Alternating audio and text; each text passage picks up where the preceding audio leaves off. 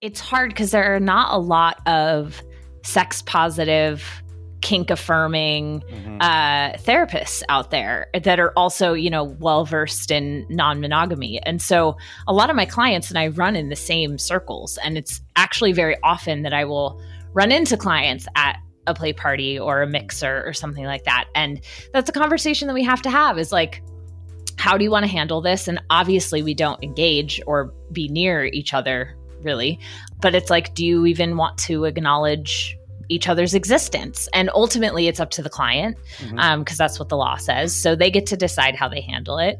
There's a law for how to handle when we're at the same orgy. But first, a word from our sponsors. It's the vibrator that has no equal. And now Motor Bunny offers their thrusting sex machine, the Motor Bunny Buck. Enjoy a fan whore discount at manwhorepod.com/motorbunny or use promo code manwhore at checkout. Now let's get to the show. Welcome to the Man Whore Podcast.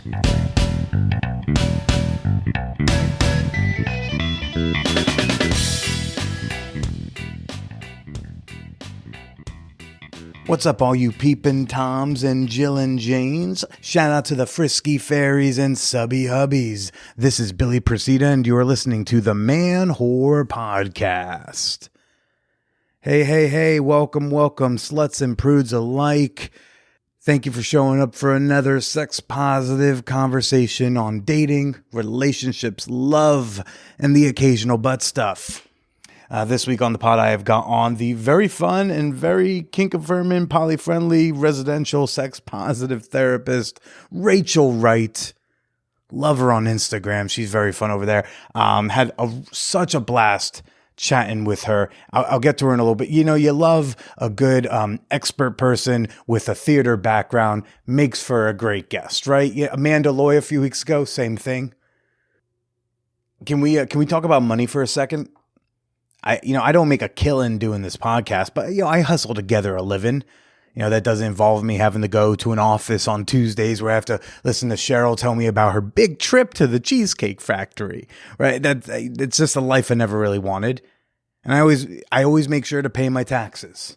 Some of my sponsors, some of my side hustles, they give me W-2s and withhold or whatever. But, I usually got to write like a check for $3 or $4 grand every year, whatever. And again, I'm not Tim Dillon over here, but I'm making enough for renting condoms. That keeps me happy. But my accountant came back to me this past week and saying, I got to owe the government like $9 grand.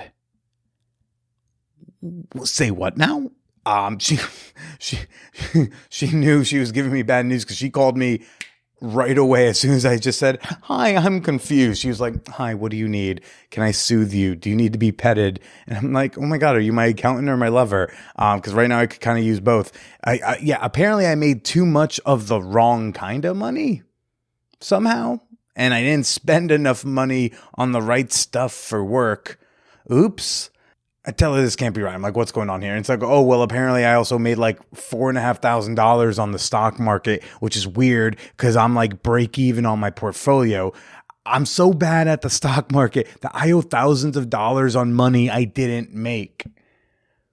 This is why Kramer on CNBC was worried about retail investors not knowing what we're doing when we were busy buying GameStop and AMC, going to the moon. He was like, you have no idea what the fuck you're doing. And he was right.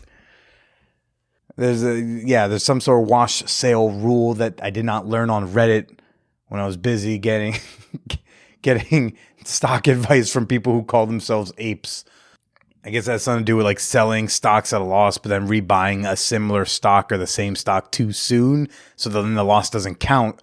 And since I was treating E-Trade like an online casino, I bought and sold my way into like most of my losses not counting. So I got to pay taxes on thousands of dollars of sales where I didn't actually make money because all the money that I did lose that counteracted it don't count as write-offs.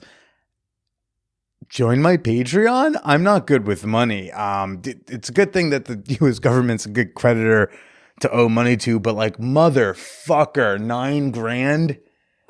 So anyways, I'm sure I'm going to get a lot of unsolicited tax advice that I can't currently use. But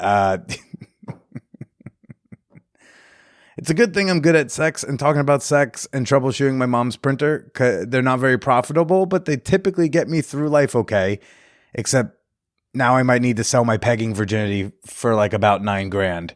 If anyone's interested, I will grin and really fucking bear it. Shout out to Noxy DE on Apple Podcasts who wrote a kind review. 5 stars, mind you. Didn't fuck around with 4 stars, even if that's her truth. Thanks for the 5 stars. Noxy DE wrote lately, so good every single week. Billy Procida is not only smart and funny, but he's also insightfully curious, sexy, and authentic. With great guests and very informative content, I look forward to the weekly episode drops of his podcast. Thank you for the kind review, Noxy. Thanks to all of you who have been showing up lately, dropping some 5-star ratings. Some of you taking time to write a review. It means a whole lot. And if you can leave a rating and review over on Apple Podcasts, I know Spotify is now doing podcast ratings. You can give me 5 stars over there as well. Much appreciated. Before I get to this week's guest, Rachel Wright, let's do a quick fan whore appreciation moment. Okay. This is the part of the pod where I like to give a shout out to some of the members who are supporting me on Patreon. I want to give a shout out right now to Jacob JJ out in LA. Thank you for supporting the podcast, man. Thanks for enjoying the show. Hope you enjoyed peeping on us in the peep show. What up? Fan Whore Nation, it's a sexy country. I'm recording this now on Titty Tuesday. It's been quite good.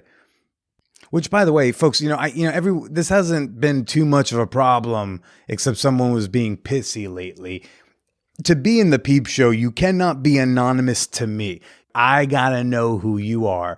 So when people join, if they don't naturally put their like real information in their details on the Patreon and they message me to get into the peep show, I always got to be like, hey, can you give me some links to social media of yours or a picture of you with your license, just something so I can confirm you are who you are, so that even though other people don't know who you are, if you misbehave, I know who you are. It's how we keep the community safe. So this guy was getting all pissy that like I wouldn't let him perv on the nudes of my listeners anonymously. And then he was like, you should offer a refund. I'm like, dude, I'm not blocking you access to the peep show. I'm just responsibly asking for information. Like if you want me to mail you your merch at the $10 tier, I need your address. I don't put a disclaimer that I need your address to mail you something. It's just part of getting that reward. Part of getting the reward of peep show access is knowing who the fuck you are. Just a heads up. Now I've officially said it, Jacob. Different Jacob, interestingly. Both are Jacob J's. Both are different people. And you know how I was able to confirm that? Because one of them sent me their info and the other one was sketchy. Oi. Folks, Patreon is the best way you can support the podcast and the work that I'm doing here. If you want to support this whore boy and keep this podcast going well past 8 years, become a member today. You can join for as low as $2 a month, and I am, for the month of April, during my podiversary month, I am running a special deal on annual memberships. Annual memberships, you pay up front, you get the whole year, don't got to worry about monthly debits, and if you do an annual membership in April, you get 2 months free. So support the podcast, become a member today at patreon.com/manwhorepodcast. My guest this week, Rachel Wright. She is a super dope therapist, but also does great sex ed content on Instagram. Highly recommend y'all go follow her. She was a blast to chat with, and she has quite some stories, including a pretty tough story about cheating that we don't all always want to admit to. We all want to share the fun, happy, sexy, silly stories of dating, but not as many of us want to admit when we fucked up. So, kudos to Rachel for sharing a story where she is not being the good person in it. Let's go chat with Rachel Wright. Motor Bunny is a longtime sponsor of the Man Whore podcast. We're big fans of this Right on Top vibrator, and you will be too once you get one. It's basically like a boat engine with your choice of dildo attachment on top. And they got a whole lot of attachments. I mean, they got the big veiny dick. They got the the dicks that don't look like dicks, but they're phallic. They got the ones that they got a double penetration one for y'all that do have 2 holes down there. The Motor Bunny Original, a classic, but the buck is going to make you feel like you actually own a fuck machine. If you've ever wanted to watch your partner get fucked by someone, but you're a little anxious and nervous to actually bring in a someone, well, there is something you can bring in the meantime, and you can get $50 off your Motor Bunny Buck or the Motor Bunny Original, which I still highly recommend. Big fan. But you can get $50 off a Motor Bunny of your choice when you use promo code MANWHORE at motorbunny.com or visit manwhorepod.com/motorbunny.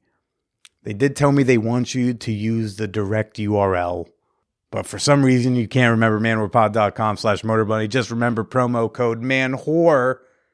Now let's get to the show. 3.5 of the guys are down my throat, since I've never said before, and I think the rest is almost there. Beautiful. Yes. And so, wait, you're a psychoanalyst or as well? Psychotherapist. Yeah. There's too many words. Psycho. I know. I know. I just got introduced to a toxopharmacologist or a pharmacologist too. Yes. I was like, this is too much. That one's scary because he was like, you could just tell him what you need and he'll write the script. I was like, he doesn't even have to know about my childhood. That seems dangerous. Yeah, for sure. So I'm a licensed therapist, basically. I have my master's in clinical psychology. The official license is a licensed marriage family therapist. Okay. But because each state has like different names and terms for the licenses, a lot of licensed folks will just say licensed psychotherapist because it's blanket statement of like your run-of-the-mill therapist. Just another good argument against states' rights, in my opinion. So it's so obnoxious. It is absolutely obnoxious. I'm in the field and like I will see people's letters after their name and I'm like, what? What does that stand for? And like, I don't know what it means and I'm in it. So I don't understand. It's so stupid. Yeah. You did a podcast as well, right? Yeah, I had one back in the day. I actually had one with my husband. We owned a business together for like 2.5 years. And part of that business, we had a podcast. It is hard for me to understand why people don't want to share when they know that them sharing can help someone else. And like the way that we feel seen and relate to other people is hearing other people's stories. And so if we don't ever hear other people's stories, then how are we ever going to relate to them? How are we ever going to grow? How are we going to reflect? Like I was telling you, like, it's not for everybody. There are some people that want a therapist that they know nothing about. And frankly, there are some people that need a therapist that they know nothing about, depending on what's going on. So I'm not for everyone, for sure. But with the clientele that I see, it's actually quite helpful because they see me going through life and having my own ups and downs and twists and turns. And they're like, oh, cool. She's a fucking human that like goes through the same things I do and just happens to have education in this area and she can help me. Right. But like, do you ever have to like keep a check on yourself to not accidentally turn it into your own session? No. When I'm in therapist mode, I take up zero space. Like it is 100% the client. Oh gosh, that's a huge level of like self-discipline because I'm such an excited sharer that like, if somebody accidentally asks me a question, oh boy, you better give me a time limit because like I will happily tell you everything. Yeah, totally. It's actually like one of the first classes in graduate school. I call it therapy school, but it's not called that. It's just a master's program. In therapy school, they really teach you how to what kind of pop culture calls like hold space. It's truly a skill of not taking up space or interrupting or even doing things like handing someone a tissue box while they're crying, because the subtext of that is stop crying. Really, when we do it, we're just like, here, help clean the snot off your face. Like it's done with like a good intention, but right. The way that some people can receive that is like, oh, I need to stop. And so even just little things like that and learning how to like not bring in your own biases, not bring in your own experiences or opinions in a way that will skew how you serve the client. I'm in group therapy now, and like 4 years of my alternative boarding school is a lot of seminaring, and they had a similar ethic on the tissues. So just I would sit there, and if someone starts crying, I'm just like, so when's someone going to give them tissues? When's it going to happen? Who's gonna break? It's hard. Who's gonna break? It's hard. It's hard. And it's funny. I do it at home sometimes on accident. And like one of my partners will be like, "Can I have a fucking tissue?" And I'm like, "Oh, I'm sorry." I'm not trying to be rude. It's just so conditioned in me now not to give anyone tissues. Can you please be my loving partner and not a therapist? Exactly. Not a lot transfers over into my personal life that way, but that's one of the things that definitely does. It's so funny that's like the thing that transfers over. I love it. I love it. And a good time to say I'm here right now with Rachel Wright, a woman with many letters after her name that maybe neither of us know what they mean. Hello. Hello. I actually, after we had even started scheduling this, I got to see you do the consent workshop at Hacienda. It's true. Yeah, you got up there, and I was like, "Oh yeah, it's late. I'm gonna interview you at some point." And I got to like watch you do the thing. You nailed it, crushed it. I think there was minimal improper touching the entire night. I think you did great. I think you get to take responsibility for it. That was actually quite a. I was super fucking nervous that night.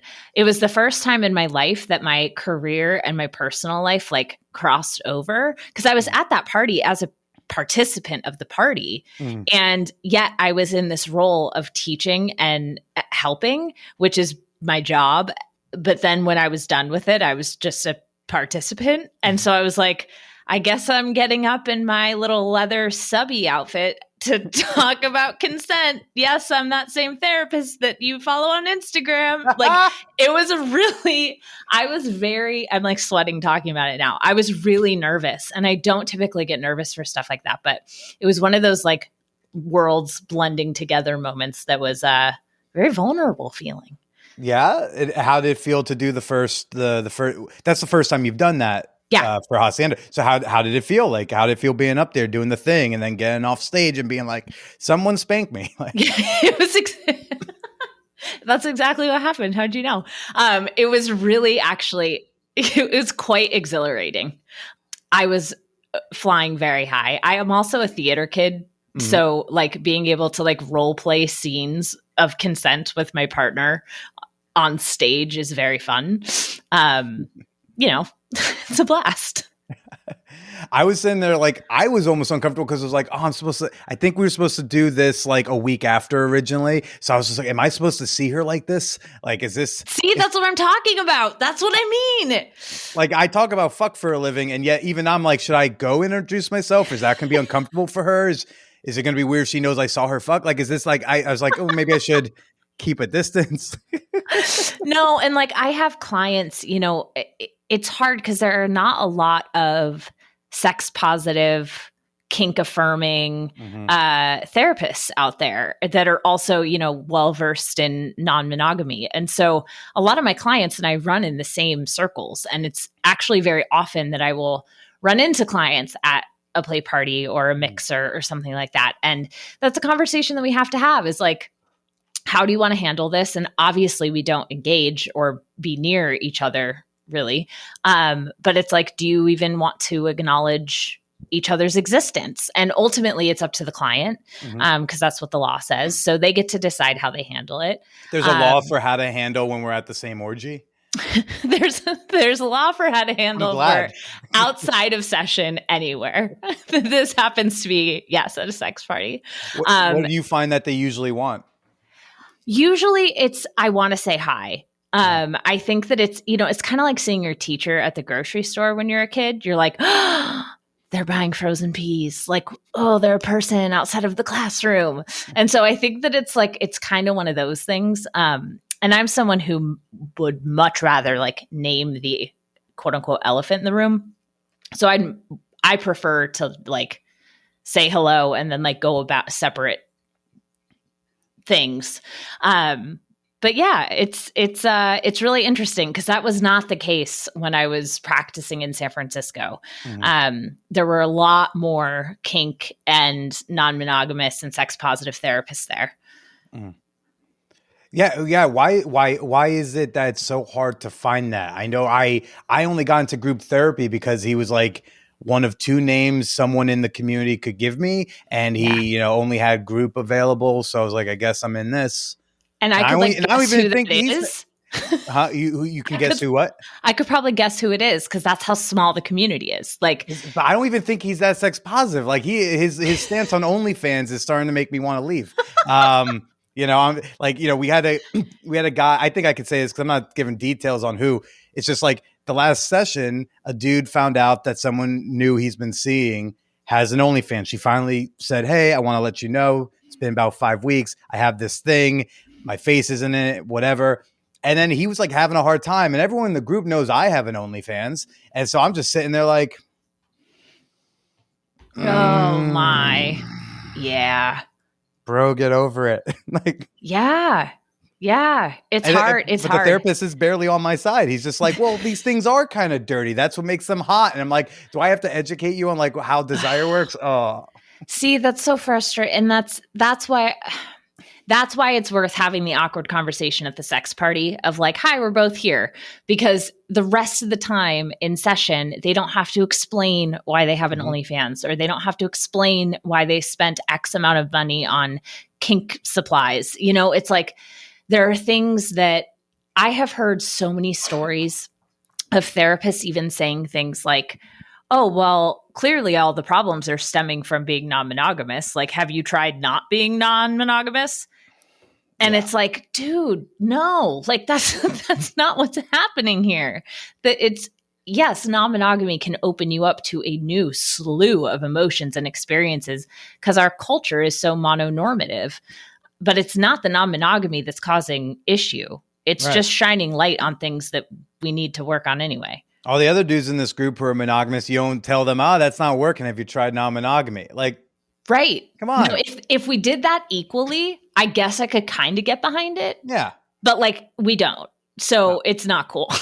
Yeah. No, I would love to, to know about the therapist is helpful for me because again, like you said, it helps to know what they know and know what I have to explain. I have a new therapist. I'm seeing him on the DL. Don't tell my group. I won't. Secret safe with me. Seeing him twice a week, one-on-one, see how it works. But so like he recently revealed that he listens to a comedy podcast I have been a big fan of, and it lets me know he knows some basics of the comedy scene. And I was like, okay, cool. That we can speak some similar language right now. So I'm always looking, when I look for a therapist, I'm looking for someone who is queer friendly, poly informed, kink informed, all that stuff. And it is interesting because if you can find one or two of those things in somebody, you usually kind of got the whole package. Yeah. If you find someone who's like, queer friendly and kink informed, I can't imagine there are many who also then go, but that poly thing is weird. Yeah. No, that's true. That's true.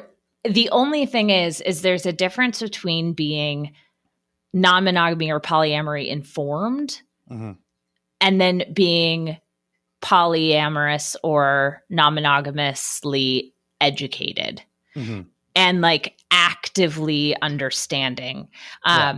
There's I asked my new guy to like read a few things if he ever has. I was like, I don't mean to assign you homework, but if you could like read an article once in a blue moon, that'll make me feel better because I know you're at least trying to get it. Exactly.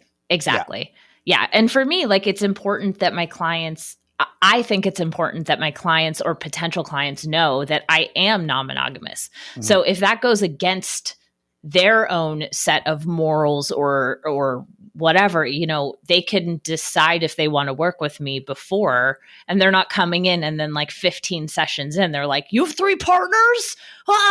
And like, run out the door crying. Like, I don't want that to happen. So I want people to know who I am and have them make a true informed decision on whether or not I'm the best therapist for them. Because I'm not for everybody. And like I said, I couldn't see everybody anyway. Yeah. So between seeing your caseload plus the 3 partners, are you just exhausted? Yeah. Yes. Yes. And, I exhausted in the best way. Sure. I really love my work. I really, really, really love my work, and I really, really, really love my partners. And so, yes, it can be exhausting at times. And there are definitely some days where I'm like, I can't talk about my feelings anymore. Or like, it's more often I can't hear anyone's feelings anymore today. Like I'm at my limit for that. Yeah. And that's been a journey of, doing my own therapy and getting to know myself well enough to be able to set that boundary so that my partners don't come to me and I'm like, I just can't talk. Like I don't ever want that to happen. So I try to be proactive about it and really have space in my days so that does not typically happen. Mm-hmm. And do you sometimes have to like say to the partners like, hey, there's two others. Today's my day off. No, I love them so much. Like I would feel a little FOMO if I did that. I think like I'd feel out of the loop. Oh, Yale's getting to hear about her trauma. I wish I could. It's Exactly. So I don't want to miss anything. So if my understanding is you have a quad, that's your setup? Yeah. And it was so not what I thought I was going to get into when we started practicing non-monogamy. I was married to a man. I've always been bisexual. He knew that from our first date. And we both agreed that at some point monogamy was not going to be for us. And we kind of would check in like every 6 months, every year or so, like, hey, what do you think? And we're like, no, we're good. No, we're good. No, we're good. And like, eventually we got to one of the check-ins and it was like, hey, what do you think about trying that thing out that we talked about back in the day? And so we started dating separately, dating individually, dating as a couple. And we wound up meeting these two. And instead of having it be like two couples that, swap or live separately and like date and whatever it was about the four of us, it was like, oh, this is our new family. And it was just not something that I would have ever thought. So now I have 3 primary partners. Kyle, my husband, and Yair, the other male in the quad, they are not romantically or sexually involved, but they do consider each other partners because the 4 of us are so up in each other's stuff. And we share bank accounts and we share everything. So like, even though there's not sex or romance, they still consider themselves partners, which is really cool. That's wild to me. How long have y'all been together in the squad? It'll be 2 years in a couple days. Oh, whoa. So like, I'm sorry. I'm looking at my calendar. March 30th, 2020. What happened? So we met because an organization that we were all a part of at the time couldn't meet in person. And they started WhatsApp chats when lockdown first happened in New York. And something about Yair's sharing in there, whether it was his photos or what he was saying, I don't really recall the exact thing, but there was something in me that was like, you need to know this person, like write this person. And that's very strange for me. I don't usually get those types of nudges. So I did, and I wrote him. And next day, how long have you and Kyle been non-monogamous at that point?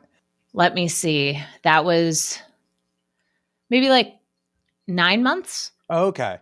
Yeah. At least wasn't one of those things where it's like, hey, March 1st, we're going to open up and March 15th, we closed up. No. We had luckily had like plenty of experiences. Great. So I messaged Yair, he wrote me back. And then the next day, Ashley, his wife, messaged me. We hit it off. And then based on that interaction, I was like, oh, Kyle and Ashley are going to be kindred spirits. So I asked them, can I rope in Kyle? And we all got on a group chat, and we have literally not not talked in that group chat every day since then.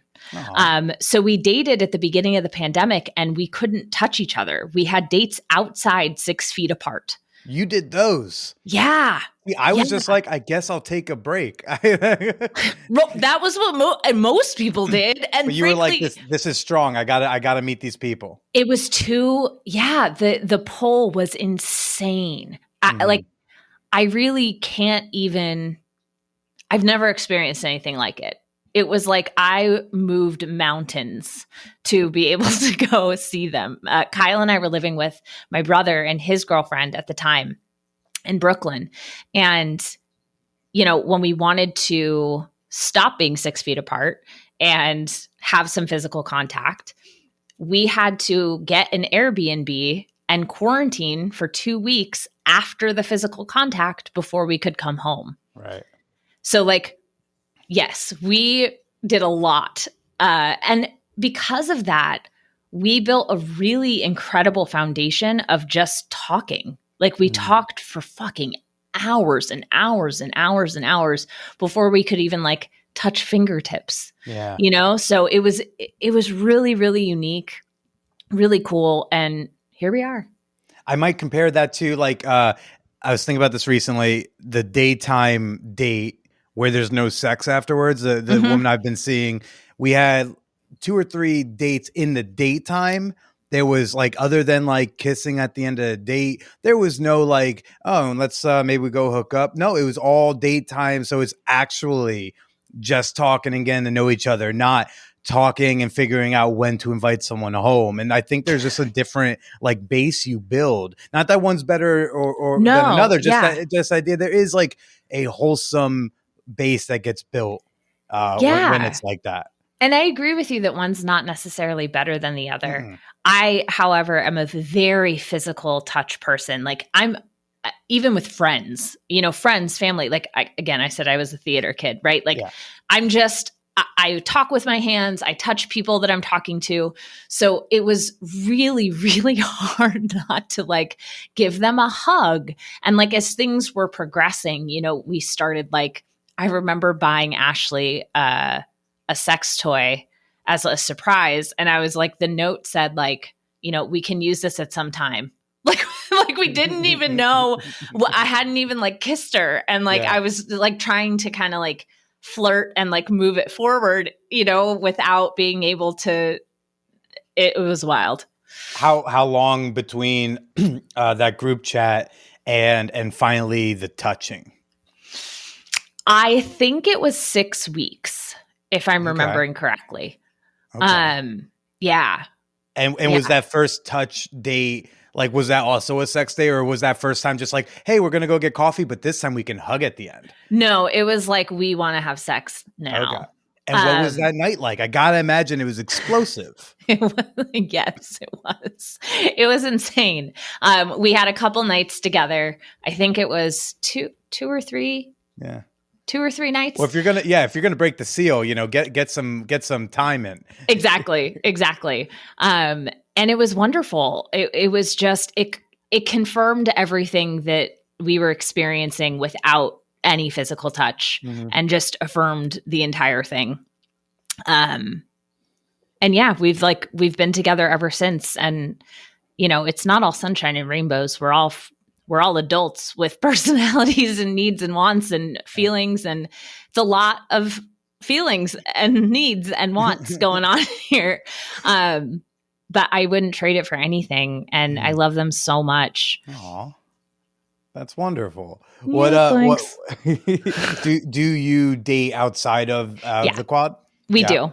I actually haven't yet since COVID. I just got back onto Field recently, which has been fun. Welcome back. Thank you. Yair has another partner that he sees as often as possible.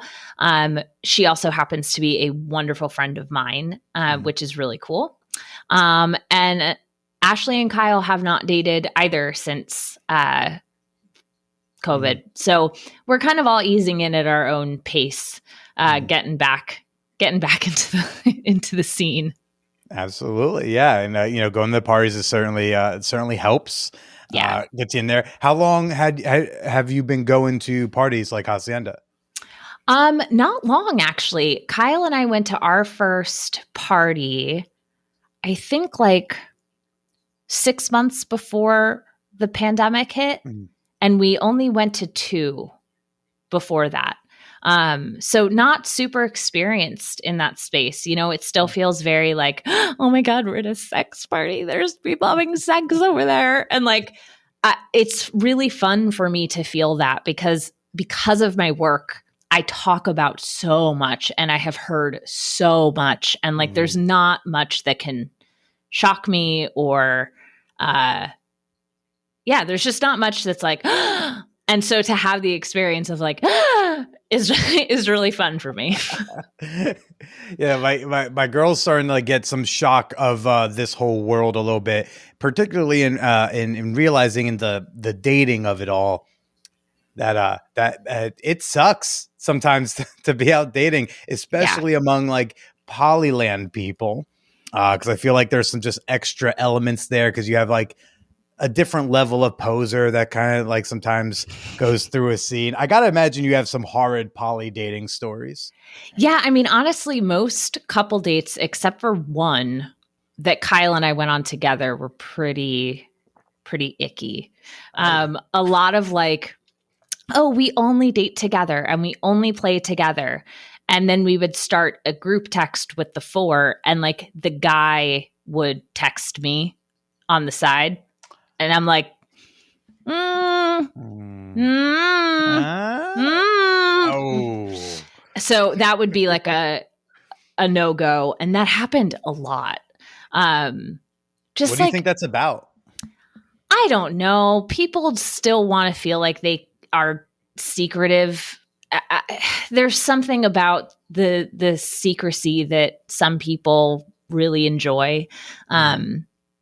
I'm not interested in partaking in that. I live my life so in alignment with agreements and in integrity with what I will say I will do. So I've done enough of that in my past. I don't need to bring that into my polyamorous life. Oh, did you used to be a secretive person, Rachel? Did you have some struggles back in the day? Yeah, the struggle being I was a polyamorous human that was stuck in a monogamous society that didn't understand that my brain was fine, that it was the relationship design that was broken. You know, I was a serial monogamist. I cheated twice. Only the fact that it's only twice is honestly like baffling to me, truly, which is sad to say, but it's true. I didn't know how to get out of relationships. I didn't understand why I couldn't go like see what it was like to kiss this other person and still be with this person I had been with for like 2.5 years and loved dearly. But I didn't have the language for it. And I didn't, I was like a baby. I had no clue. It wasn't until my master's program that I even learned about non-monogamy. They taught that in the master's program? Yeah. Yeah. Mm-hmm. And what kind of trouble were those 2 cheating incidents? Like, how did those come about? And what's going on in your head when they're happening? Even when some people panic, even just realizing they're attracted to somebody else, let alone following through. Yeah, I think in both cases. So the first one, I was really young. I was in high school, and I remember thinking, why can't I have both? Like, I'm not. And the thinking at the time was like, I'm not getting married. Like, why can't I date both people? And no one really had an answer for me. I remember asking my friends, but never bringing it up to like my mom, which I honestly could have now looking back. And then the other time, I was a bit older. I was in my early 20s, and I was living with a partner, and he was a great friend, and that he became very platonic. And what wound up happening was I met someone else who was in a very similar situation as me. And he was also feeling a platonic only relationship with his monogamous partner. And we kind of bonded over that and had this affair that was really fucked up. Like it's I would say it's the worst thing I've ever done. Like, as a human offense to another human, that was the worst thing I've ever done. Is it like more or less worse than like slapping a host at the Oscars? No comment. No. But you know, so what I want to turn it back just a little bit to, when do you realize it's platonic, and how does that look different than what it was before? I realized it was always platonic. And I think that that's what was so hard about it, is this gentleman in particular, he was truly my best friend. And I loved being around him. I loved spending time with him. We would sing musicals together. And such a sweetheart, giant heart, biggest caretaker. And the sex was fine. But I wasn't really old enough to understand that it wasn't good. So it was this realization of like, why don't I want to have sex with my partner? Like, I like sex and I don't want to have sex with him. What's wrong? And then having that realization of like, oh, I just don't want to have sex with him. Like, I could stay with him platonically, but like, I need something somewhere else. And if I had had the language, who knows? Like, who knows if he would have said like, yeah, let's explore this non-monogamy thing. Like, that could have been the case. But yeah, it was not good. The other guy was engaged. It was fucked. It was really the worst thing I've ever done. What was that first time you crossed the line like? We were so we lived in the same apartment complex. If anyone is listening to this and knows this story. Yeah, we lived in the same apartment complex. We all would have told you that's the first rule of cheating is don't do that. Right? And this was in Southern California, so the weather was consistently great, and we would go to the jacuzzi all the time. That's rule number 2. I mean, you're really going down the line. I'm telling you, this was like a recipe for fucking disaster. Yeah. Did you not get the cheating book? Because like they have it at the library. I thought you all knew. Yeah, right? I know. I didn't read up on how to appropriately cheat on my partner, who I didn't have the courage to just break up with. The first thing that crossed the line was we were in the jacuzzi, and the jets came on, and I haven't thought about this in so long. The jets came on and it like pushed me. You know how sometimes you get like a wave in water and like your body moves without you moving it? And my thigh rubbed up against his leg. And it was completely unintentional that first time. Yeah. And my entire body went into like, oh my God, I want sex again. Yeah. And it was that feeling that I hadn't had with my then partner for so long. And I was like, oh no. Oh. And I kind of looked at him and I like saw in his face that like I was definitely not the only one experiencing it. And then we kind of like went on opposite sides of the jacuzzi, and like nothing happened for a little while. And I don't really remember how things progressed from there, but they progressed, and they progressed and progressed and progressed and progressed.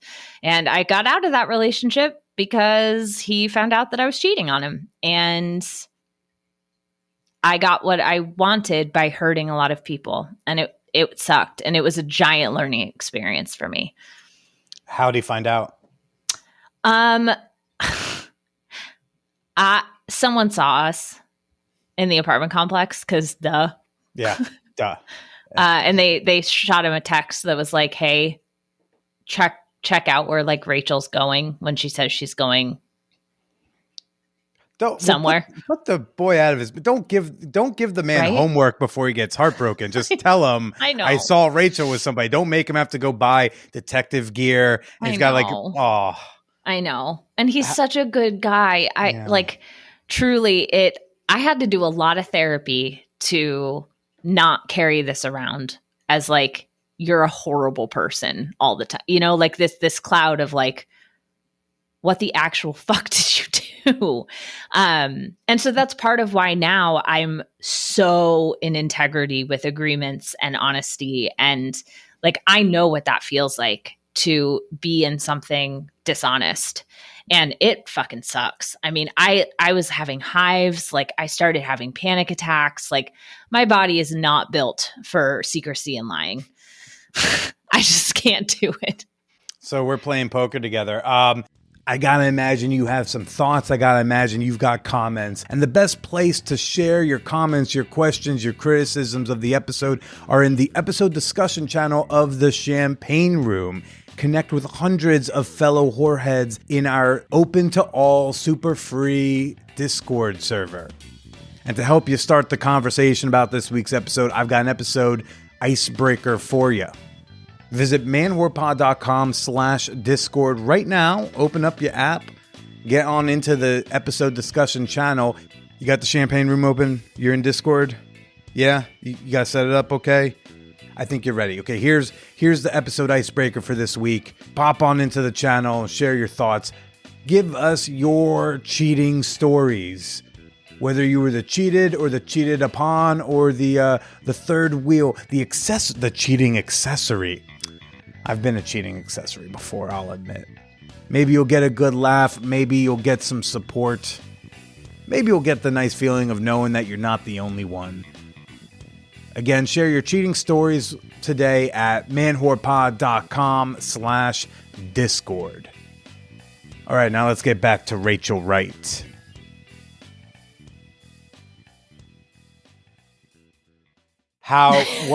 What are the rules and agreements like in your current relationship or relationships? Sorry. Oh gosh, it's just ingrained in me.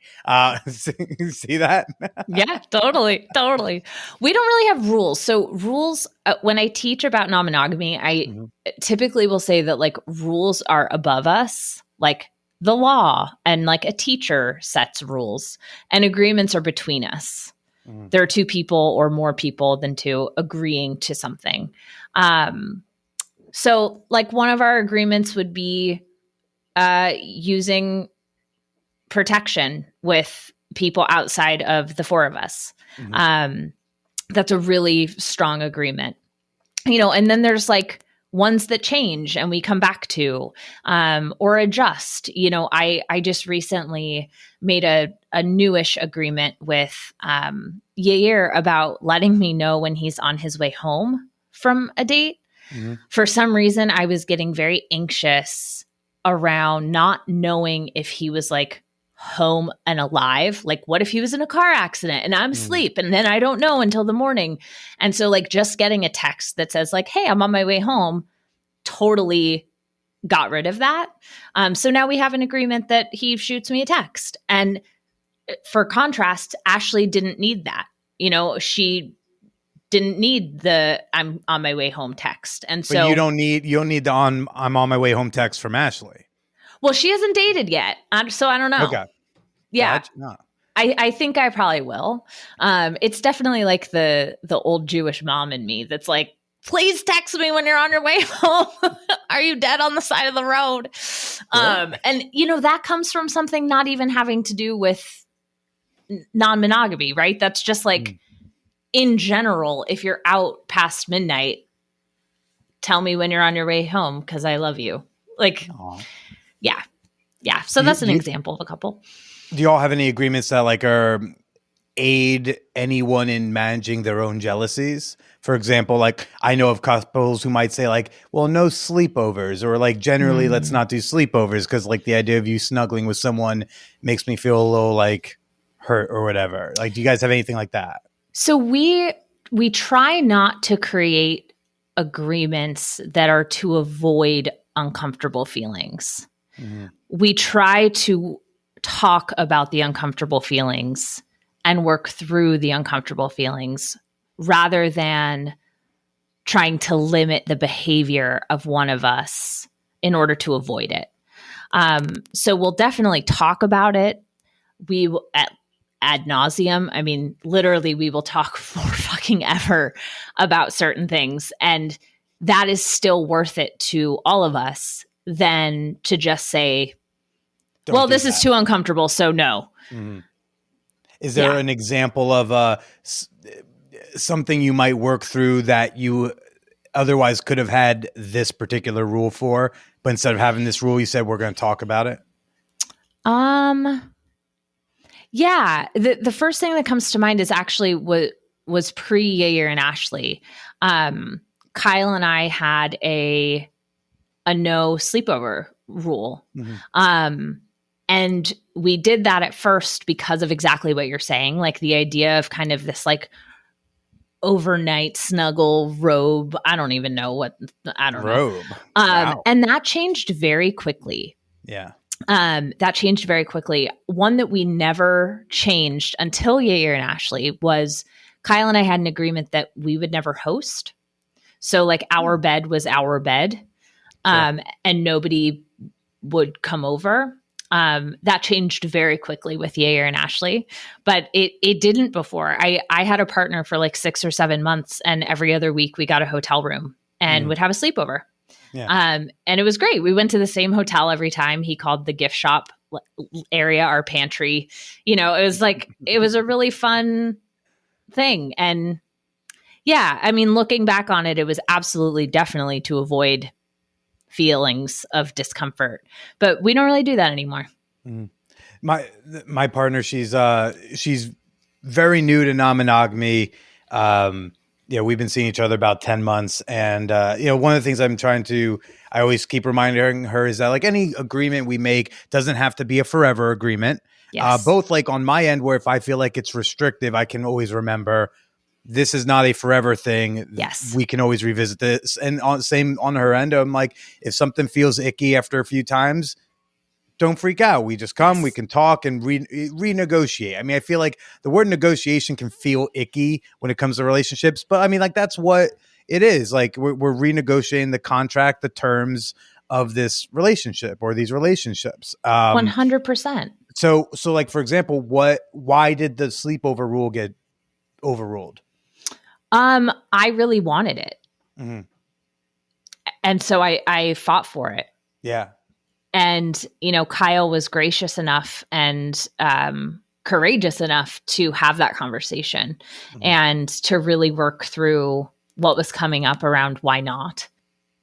Something that we do is when we create an agreement, we will often set a time to come back to it intentionally. So not just like, let me know if this is still working for you at some point in the future, but like periodic renewals. Yes, exactly. Yeah. Exactly. I have clients that literally have a shared note of like pages and pages and pages of agreements. And it's like the date that it was made, the date that we're coming back to talk about it, because we all evolve and change. And, if you've never been to a sex party, for example, you may have an agreement that you're not going to have penetrative sex with anybody else at your first party. Mm-hmm. Well, it would probably be good to check in after your first party to talk about the second party. Sure. And after the second one to talk about the third one. Right. And so it's like giving each other the space to grow too. Now, what do you feel about, because we actually had this rule at that hacienda where you gave the workshop talk. What do you feel about when one person is all of a sudden like, I think I do. Do you want to play with this person? Now, I'm of the mindset, like if you make a rule at the party, like, hey, we're not going to have penetrative sex with other people. I'm of the mindset that like, we're also agreeing to this to not propose it to someone to change that at the party. Because then there's like this inherent pressure of like, well, now I'm putting you in the position to be the party pooper by asking if we can change the rule we agreed to follow. Yeah. The only challenge with that, I agree with you in concept. The only challenge with that is when you put it in the inverse. So let's say you make an agreement that like everything besides penetrative sex is on the table. Okay. And then you get there and whoever you're with is like, actually now all of a sudden I'm really freaking out around oral sex. Right. Can we take that off the table? that also is inherently changing the agreement that you made before you came in. Mm-hmm. It's just taking something off instead of adding something. But aren't we supposed to like try to default to the more, for lack of a better term, like conservative feeling? So that's a really tough question. Yeah. It's a really nuanced answer. Because like I would imagine it's very unempathetic of me if, say, we had that agreement and then all of a sudden it's like, whoa, oral sex is freaking me out, and be like, well, too bad, I'm getting this blowjob right now. So to a certain extent, yes, we of course want to respect what comes up for our partners. If something is like, I want to leave and you agreed to stay till 2, like have a conversation. I am by no means saying like, oh, well, we agreed to this, so like fuck off. That's not the response I'm talking about. And we don't want to enable our partners to not feel uncomfortable feelings. Mm-hmm. And sometimes the way that some folks present discomfort is, I want to change this agreement. And really what they're saying is, I didn't realize I was going to be this uncomfortable. Can we talk for a minute? And so while I think it warrants a pause, is what it is. And actually like stepping aside and having a conversation. And on the flip side of that, in that same way, if somebody wants to change the agreement to move the other direction, that can also be a conversation. Mm-hmm. It's important that the person who feels, quote unquote, the most comfortable doesn't start to feel shame for being themselves. Mm-hmm. And if we go by this default of like, I will only go at the pace of the quote unquote, like slowest or most uncomfortable person, that person isn't going to have the opportunity to grow. Mm-hmm. And the person who's like, quote unquote, leading the pack in terms of like, go, go, go, go, that person's going to eventually feel resentful towards that other person. For restricting them too much. Yes. Right. Yeah. But at the same time, I imagine it's easy for some people to weaponize that type of mindset and go like, no, you gotta let me get this blowjob because you said, you gotta let me be myself. Okay. Totally. If I can't get blowjobs from random chicks, then, that's not me. I gotta be true to me, and true me gets blowjobs. Okay. It's like, yeah, we don't want to weaponize it. It's real. And that's why I say it's so nuanced, because like people do take advantage of other people. And so there are really unhealthy, toxic, non-monogamous relationships out there. Yeah. And if you're in a generally really healthy, happy, non-monogamous relationship and something comes up for you and you want to shift something, like have a conversation. Yeah, absolutely. And speaking of the whole weaponizing stuff, can you think of maybe like 2 or 3 types that are out there on the fields and whatnot that you are hoping you avoid on this go around? Okay. There's the married person. I'm queer, so I'm using gender neutral terms here. There's the married person that is masquerading as a non-monogamous person. That's fun. Not. How can you tell when it's them? Pretty quickly. If you start asking them about their experience in non-monogamy, they don't have any. So they like very fast. You're like, and like trust your instincts with that. Yeah. I typically all their photos look like it's 2 people cut in the middle. Yes. Yeah, exactly. Exactly. And like asking them, do you currently have other partners right now? Mm-hmm. You'll see how somebody handles that answer. And like, if somebody asked me that, I would be like, yeah, I live with 3 people. If I asked that of someone who is married and monogamous and cheating on their partner, they're going to be like, no, I can't, no, like kind of. Yeah, kind casually. So finding someone like not hearing the lingo is also another indicator. So like you can drop in a word early on in the conversation, like what's your take on relationships with metamors? Or when was the last time you experienced compersion? Mhm. Like drop in a non-monogamous vocab word, and someone who is monogamous and masquerading as a non-monogamous person is going to be like, what is compersion? I love a good pop quiz. Yeah. I love it when the readers get rewarded a little bit, you know? It's like, Yep, exactly. I have a little Easter egg in my profile that's like at the very bottom, well, towards the bottom. It says, if you have read this whole thing, please put this word in your first message to me. I Because do that on Reddit. I love that move. right?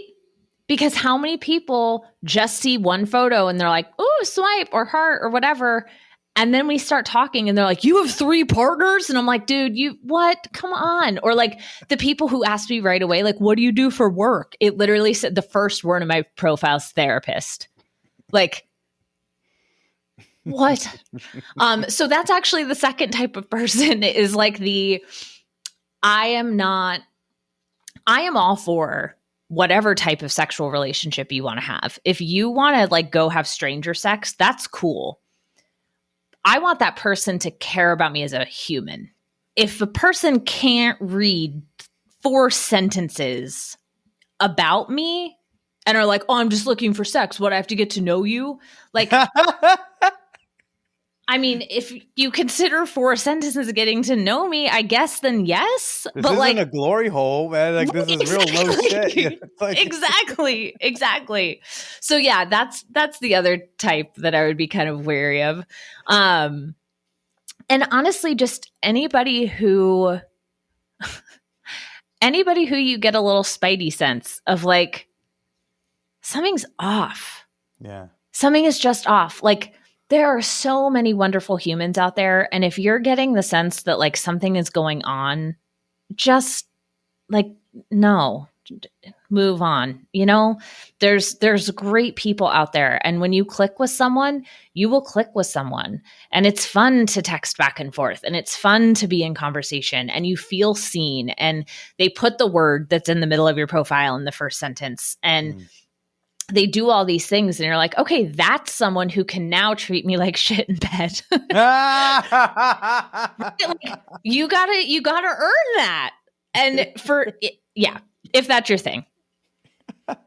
and like listeners, you know, pay attention. We haven't even gotten to like these types in real life. Like we're simply talking about just like on the app. Like here's some really basic shit. We're not even talking about like how people suck once you get on the date or get in the bedroom. Oh, you know, God. then we're not even on to the person who is lazy in bed but calls themselves submissive instead. You know, like we haven't even gotten to that. It's like that's a fun one. That's I'm a princess. No, you just don't want to do anything. Submissive and pillow princess are not the same thing.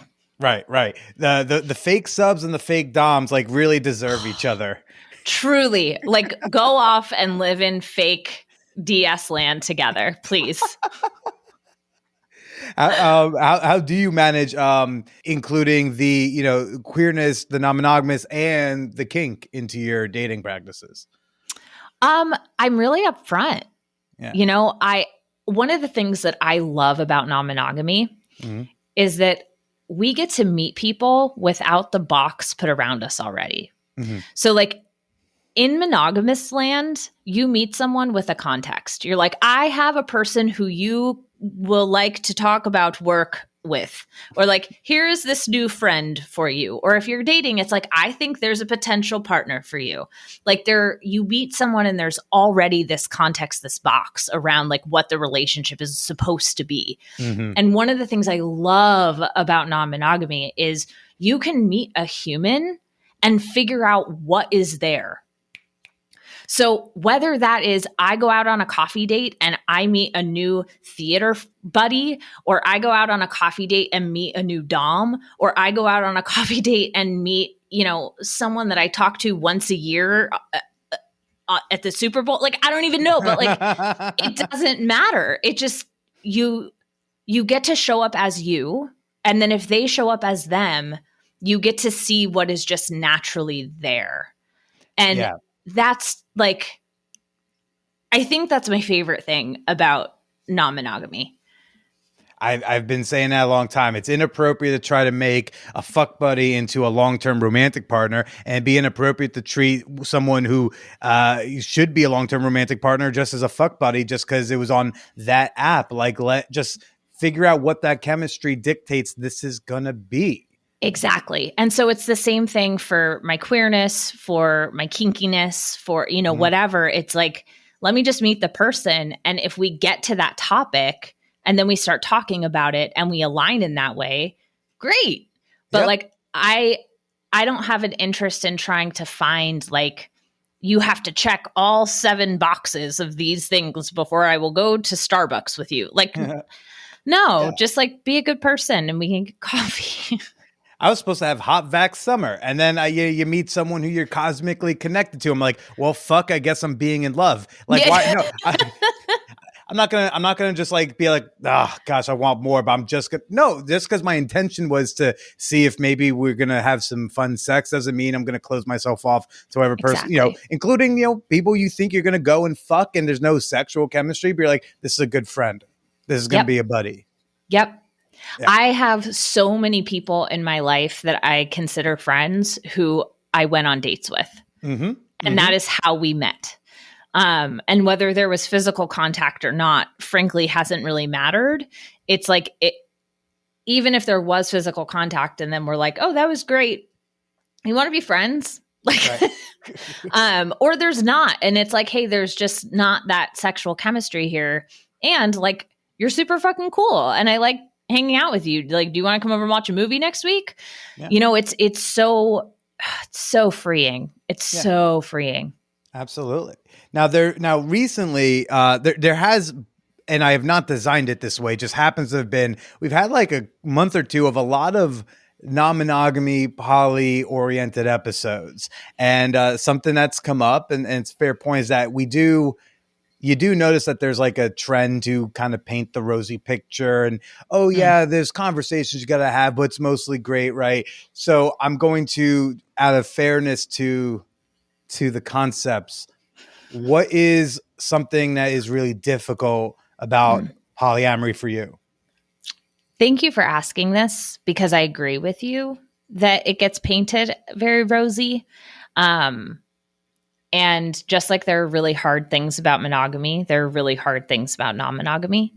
I juggle 4 people's emotions, wants, needs, desires every day as a baseline. Like, I wake up in the morning and there are 3 other people plus me, so it's 4. That are you doing the super king bed, or is this 2-room situation? So we really want the super king bed situation. Right now, what we do is we have like a rotating sleep schedule. Stop it. So nobody really has like their own room. They're just like bedrooms, and we rotate every 3 days. So like, it's like I'm with Ashley tonight. That means I'm with Yair tomorrow. That means I'm with Kyle the next night. Then I'm with Ashley again. Then I'm with Yair. Then I'm with Kyle. Like, and it just kind of goes through.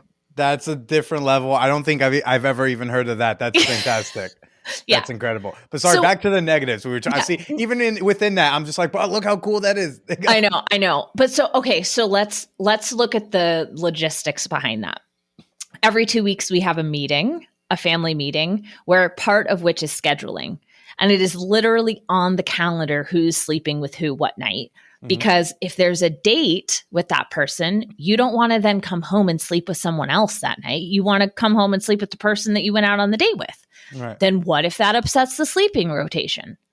Well, then what do you do? Like, and I know that these sound like minuscule things, but if you're having a particularly challenging week, or like you're feeling more connected to one partner than another, or really wanting extra time with one partner one week or less time with another partner, it starts to get kind of murky, because you have to then say like, no, I want my 2 nights this week with this person and I will not give those up.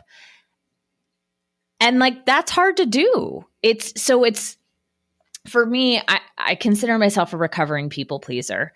Mhm. And so for me, one of the hard things, and I've gotten way better at it, is really, really advocating for my needs and saying, like, no, this is what I need. Can we please talk about how I can get it or how this is doable? And it's tough. Like, it's really tough, and there's also like, there's differing libidos, that happens in monogamous relationships and it happens in non-monogamous relationships. And it's interesting when you're watching another dyad, another two people have a different type of sexual relationship than either you have with one of them or like you have with a different person. There's a lot more mirrors. So it's like, oh, he does this with her. Does he do that with me? Like, or he does that with me. I wonder if he does that with her. Or does she want to do that with me because he's doing that with her? Like, there's all of these questions that pop up, and it can lead to a lot of insecurity, a lot of fear, jealousy. And again, those are all things that, like, I think are important to talk through and not just set up a life where they're avoided. Mm-hmm. And some people say, well, that sounds like a whole lot of work, but it sounds like for you, there's a lot of payoff. Absolutely. All relationships are work. I say all the time, relationships are relationships are relationships are relationships. Like, our friendships are work. Our family member relationships are work. All of our relationships take work to maintain. And I am lucky enough to have 3 people that I love so deeply that I want to do that work. Mm-hmm. And I want to show up every day and consider their wants and needs and desires. And there have been some really, really hard times. There have been hard conversations, jealousy, fear. We started out as 2 couples and now we're non-hierarchical within the 4 of us. Like, that was a big shift. It's definitely not all sunshine and rainbows. And it's definitely not just like a sex party over here all the time. That's everybody's assumption, is like, oh, the 4 of you in a house, like, you just must fuck all day. And I'm like, I actually work like 10 hours a day. Like, so it's, but to me, it's worth it. And for other people, it's not. And like, that's the beauty of knowing about different relationship designs, is that you get to actually choose for yourself what is worth. And not default Yes. into the norm. Absolutely. Exactly. Rachel, real quick, I know you are you're a much more scheduled person than I am. How tight on time are you? Do you have to get going? I think we're good. Do you have like another 10, 15 minutes? Yeah. Do a little bonus episode. I was thinking about talk a little bit about, because I know you do work in sex ed as well. Yeah. So I thought maybe talk some adult sex ed stuff, and Patreon people, you can hear that tomorrow and find out more shit you don't know that you don't know. But for now, Rachel, where can people find you? Where can they find your work? You can find me primarily on Instagram. I'm at the Wright Rachel. No, I take that back. At the Wright _ Rachel. Wright spelled with a W, Rachel spelled EL. And then my website is rachelwrightnyc.com. And feel free to reach out, slide into my DMs, say hi. I love hearing from people. I do a lot of AMAs on Instagram. I really try to like support people who aren't my clients also. Fantastic. She's got a great Insta, very well curated feed. Hey, definitely go check that out. So Patreon people, you're going to hear us tomorrow. But for now, Rachel, why don't you go ahead and say goodbye to everybody? Bye, folks. So nice to be here with you. I hope to hear from you, and let me know what you think of this episode.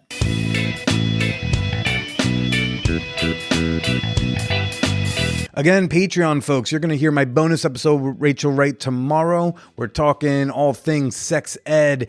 She's going to share some things that you didn't realize you don't No, including, fellas, a healthy discussion about both your lack of curiosity for and your overenthusiasm towards the clitoris. And you can gain access to that bonus episode as well as over 200 bonus episodes over at patreon.com/manwhorepodcast. That's Patreon, patreon.com/manwhorepodcast. Yeah.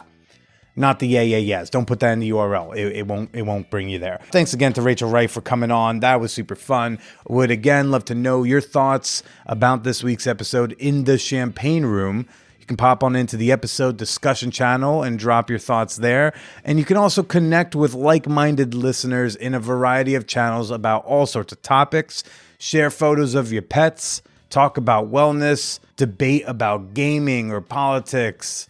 Show up on Sundays to share your week's sexcapades in the Sexual Achievement Sunday channel.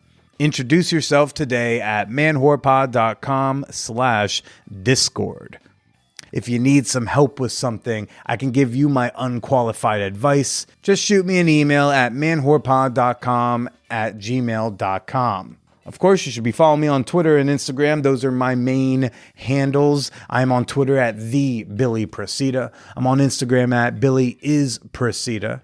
And if you want to help out with with this $9,000 tax bill, Jesus fuck, I hope we can kind of fix that.